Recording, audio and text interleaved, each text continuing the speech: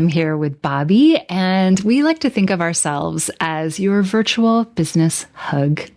And we are here to answer all of your burning questions about building a coaching business. And today we got some questions on feedback and testimonials. And how do you know if you're on the right path? And how do you get a whole list of testimonials so people trust you? So that is the topic that we want to dive into today. So say hello, Bobbi. I'm so happy to be here today. Well, we're glad to have you. And without further ado, I'm going to go ahead and read the first question, which is, Yes. How do I get feedback on my coaching niche and coaching program so I know that I'm on the right path? Oh, and Bobbi, I really like this question. Mm-hmm. I know times are a little more stressful today than they have been in the last few years. And I can see that you want to make sure you don't waste any time or money going down the wrong path. So I'm so glad we're going to tackle this today. Can I dive in? Yeah, dive. Go for it. I do want to say, it is a really good question. And I think some of us, I mean us, make some mistakes by sitting alone at our desk trying to figure out what to do next, or if this is right, or what the next move is. And it's kind of like, ask your audience. Yes. Yeah. So good question. Absolutely. So where I want to start is with just talking to your niche.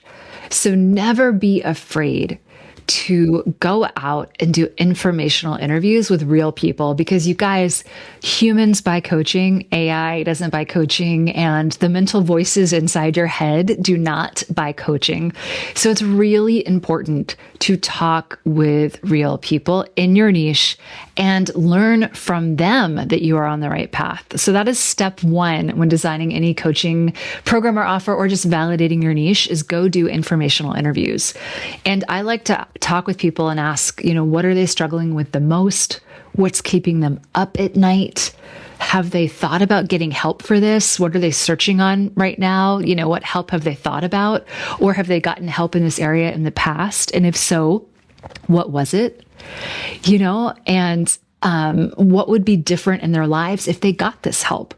Right? Like, what are they hoping will change? And asking them questions like this really, really gives you a lot of insight into their struggles, their hopes, their dreams, and also where they're sort of willing to put their money, right? Because if they're willing to get help or pay for help, that's really great information to know. And we talk about this a lot in our Build a Real Business program, which everyone here is invited to join, coachpony.com/Barb. But I think just even these simple questions is a really, really good place to start. Another good question to ask is, what would need to be true for you to invest into getting help? And what is holding you back from taking action in this area? Again, to see what objections they might have, or questions, or what friction exists in their life right now, so you get a better understanding of where your niche is really at with what you think you want to do. So that would be where I would start. And the second thing I would think about doing after I do interviews, especially if you're doing group coaching, is to coach a small cohort for free in your group coaching program, and in exchange for feedback on the whole coaching program, and in exchange for testimonials. And that can be a really great way to get in the moment feedback on what you're teaching. And if people won't sign up to be in your program for free, then you're probably on the wrong path, right? If you can't sell it for nothing, then you definitely can't sell it. Yeah, that'll do it. What did I miss, Bobbi? What would you like to add to that? Number one, I do think that when you do offer free coaching in exchange, make sure it's very, very clear that that's a requirement. It's not like, oh, gee, it would be really nice. No, it's like, here's the free coaching, and in some contractual way, or some promise that they're going to give you that feedback and that testimonial at the end, and give them some. And I don't know if we're going to talk about how to get that information, Christie, like structuring a what's the word? A quiz or a survey or something, but definitely require that. And I'm saying it because I haven't been so strict about that, or I wasn't 100 years ago when I started, and I missed some opportunities. Yeah. So I would definitely add that. Yeah. And also, go ahead. Well, I was going to say you can get feedback in group sessions or in one-on-one sessions just by, in the moment, by saying, what was your favorite part about the session? And what do you wish we did more of? And you can get that sort of like hot take feedback. And then to your point, Bobbi, for group programs, especially if it's the first cohort and it's free, you can send them a couple questions after. You can do the hot take questions and then send them a couple questions after and say, hey, I want to make sure we make the most of your time next week. Please answer these questions to help you structure it. And that way you can really get feedback in the moment, because people are really well-intentioned on giving feedback, but they're often very lazy about taking action. So if you wait too late, sometimes it's hard to get the feedback.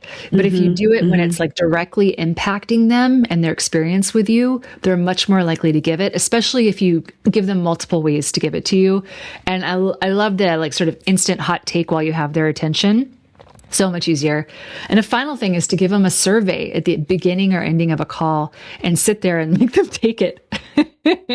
Because exactly. They'll do that if you're like, we're going to take the first 5 minutes and I just want you to answer these questions in this survey. It can make a Google Doc or a form or something, or do a poll if it's Zoom.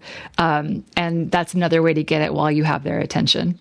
Yeah. So do you have, anything to add, Bobbi? I want to ask you, because I think the average person would want to know this. What do you think is sort of the expected response percentage? I think it depends on how you're doing it. If you're obviously talking to them one-on-one in the moment, it's 100%. If you are doing a group and you're asking for that hot take feedback, it can be about 100%, because you'll literally, like, if it's a small group, you'll make sure everyone chats in and you can call them out. If it's a poll or a survey on the call where you have their attention, it's going to be about 70 to 80%. Not everyone will do it. They'll pretend, but they won't. But most of them will. And if you do it after the fact and it's like a follow-up when you do not have their attention, I would say, man, it depends on how much you've worked with them and how well they know you, but probably 50% or less. Like, and the less they know you, the less the percentage. Does that, like, it could be just very few. I wanted to point that out. If you do it, a day after the end versus a week or a month, I mean, obviously your percentages go down. So definitely try to use, like the things that Christie was talking about, try to use those modalities or those ways of doing it in the moment. And I used to do that at the end of sessions. I used to, at the end of a session, I would say, okay, as a wrap up, and I used to do this live with the live training. You do, as a wrap up, ask a very specific closed question to get very specific feedback and that's your 100% response rate. Yeah, I love that. The longer you wait, the less feedback you'll get, for sure. And don't be scared, because I used to wait because I was afraid. I'd have these fears. They didn't like it. It wasn't good. They wouldn't. Just forget that, because you're going to set yourself up. It's sort of self-sabotage. Yeah. So face the music, get the responses. They'll probably be really positive, and that'll keep you going.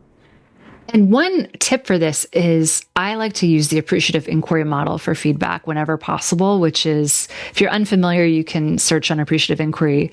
But it's the idea that words create worlds. And so how you frame a question will really generate the response. And so instead of saying like, what would you change, or what didn't work, it's like what worked and then what could be even better.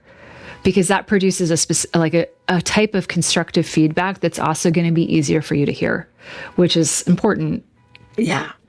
The most important thing when you're doing some kind of survey, a quiz, just to check in, is in order to create the questions, and AI will help. I think we're going to talk about that a little.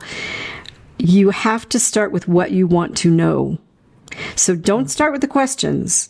Start with, what do you want to know about your program, or about your facilitation skills, or about your timing, or whatever?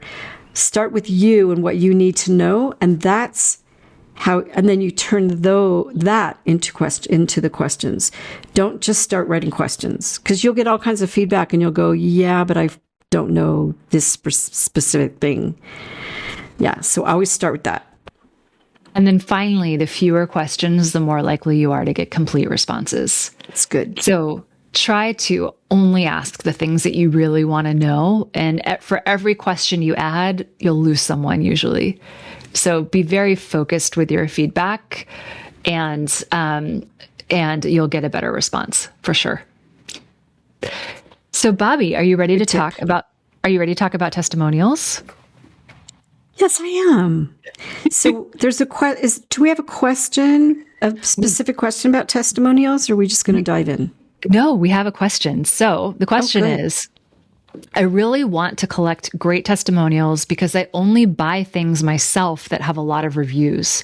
How do I do that, especially as a newer coach who hasn't had any paying clients yet? This is a great question. Bobbi, why don't you start, and then I'll dive in. I think there's definitely some overlap to what we just talked about. It's not that much different. So remember, when you're new, you may not have paying clients yet. Those people that you're offering free coaching to, you're asking them not just for feedback, but specifically you want to tell them that you're going to use what they give you as testimonials. So this is about getting their permission, and even permission to use their pictures, depending on what your business is and how you're helping people. Set that up in advance, because Christie, what do you think? I think the most impactful testimonials are when you see Susie and what she said, or what they said. So I think that's a piece of the difference between feedback and testimonials, and also, again, getting their specific permission to quote them. Yeah. Yeah. Right. So, yeah, I know you absolutely have a lot on this. I mean, and to your point, it's what we said before, coach for free, but in exchange for a clear testimonial that you can post publicly with their picture and their name, because we all want to see someone like ourselves having success in your program. Whether that's one-on-one coaching or group coaching, we want to see someone who looks like us, or who has a similar background or job or, experience. And that goes a long way to getting people to say yes.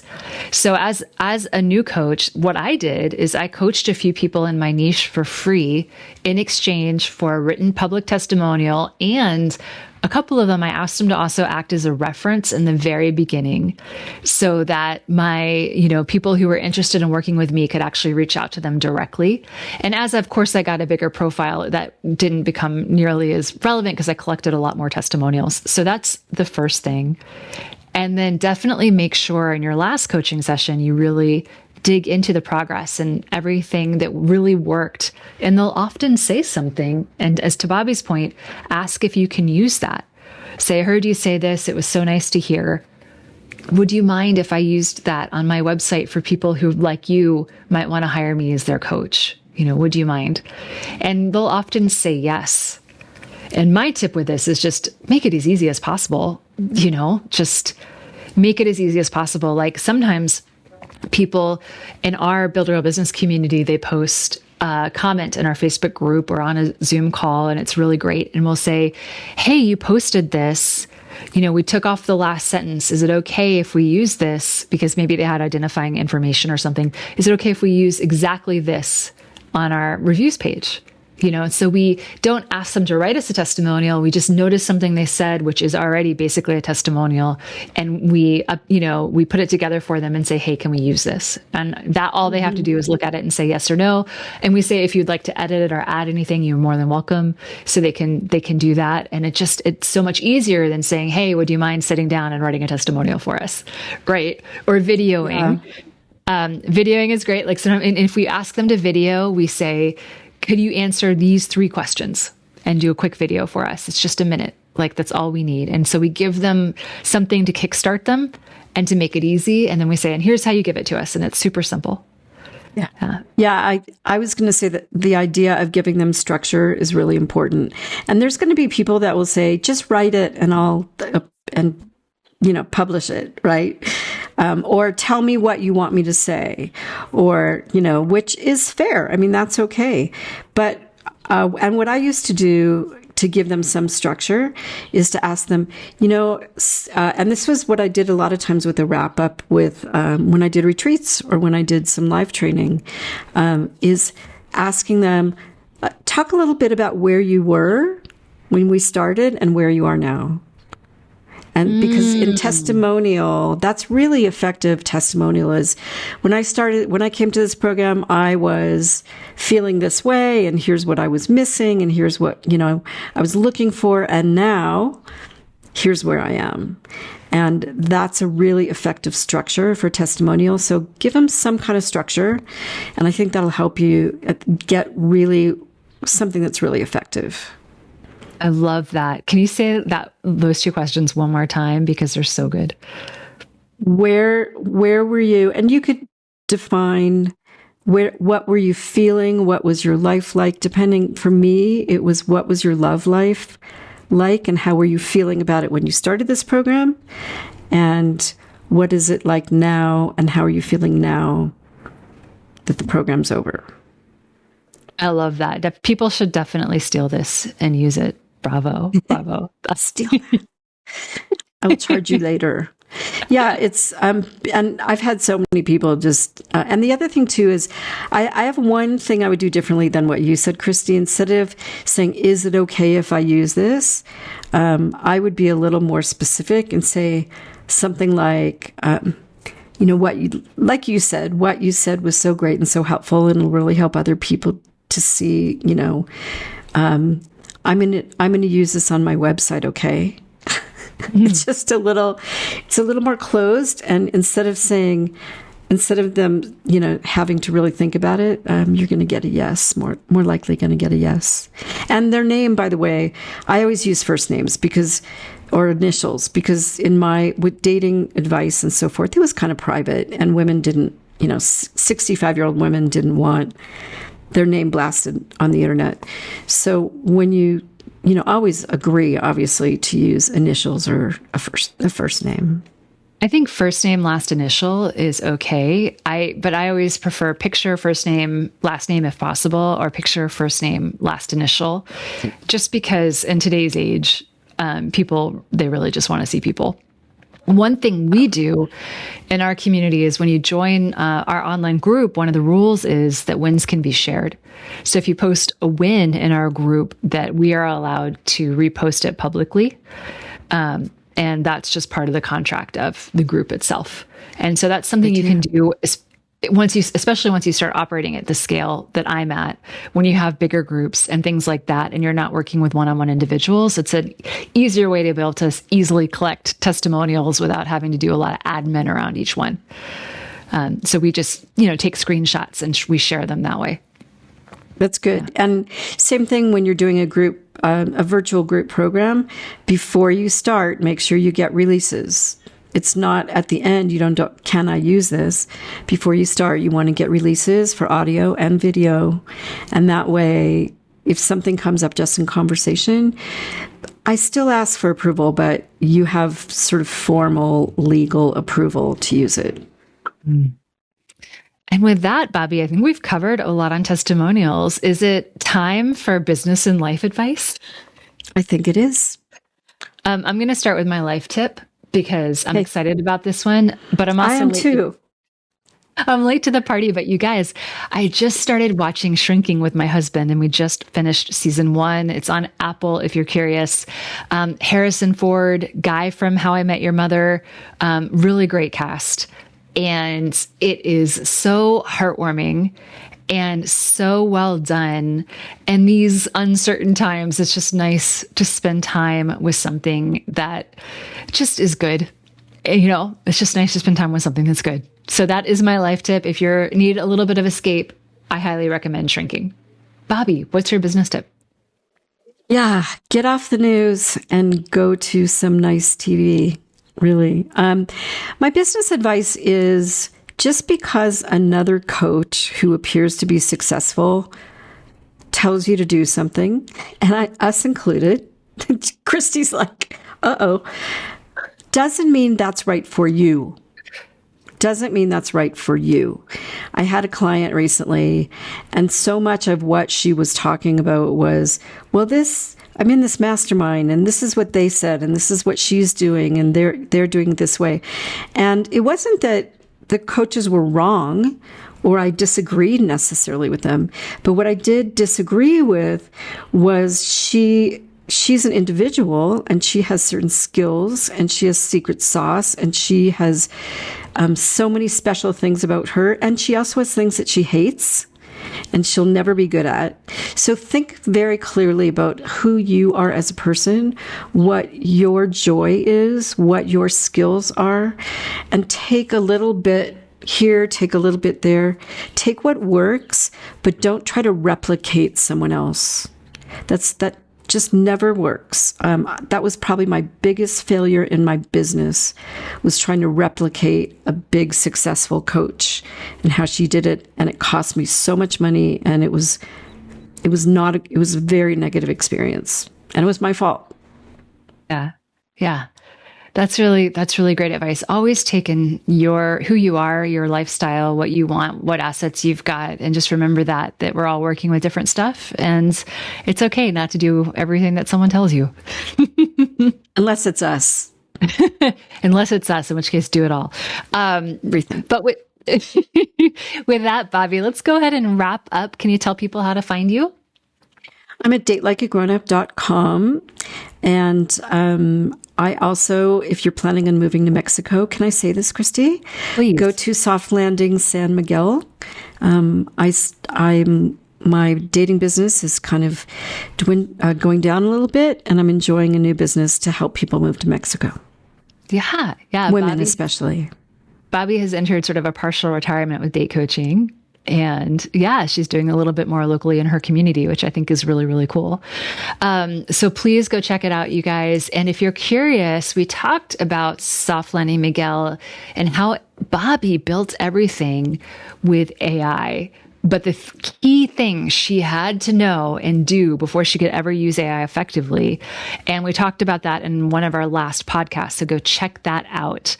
And for me, you guys, if you need help in your coaching business, come on over to coachpony.com. We have tons of free resources for you to help you start your business and grow your business. So if you're feeling overwhelmed and you're like, how do I find clients? The number one piece of advice I have is go to coachpony.com/marketing. Coachpony.com/marketing. We have a free training for you.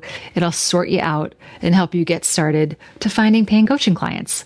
And so with that, everyone, thank you so much for being here with us today, and we'll see you in the next one.